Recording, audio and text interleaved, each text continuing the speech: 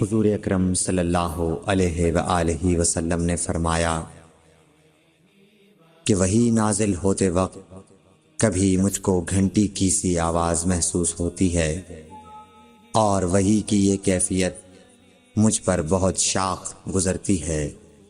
جب یہ کیفیت ختم ہوتی ہے تو میرے دل و دماغ پر اس فرشتے کے ذریعے نازل شدہ وحی محفوظ ہو جاتی ہے، اور کسی وقت ایسا ہوتا ہے کہ فرشتہ بشکل انسان میرے پاس آتا ہے اور مجھ سے کلام کرتا ہے، پس میں اس کا کہا ہوا یاد رکھ لیتا ہوں۔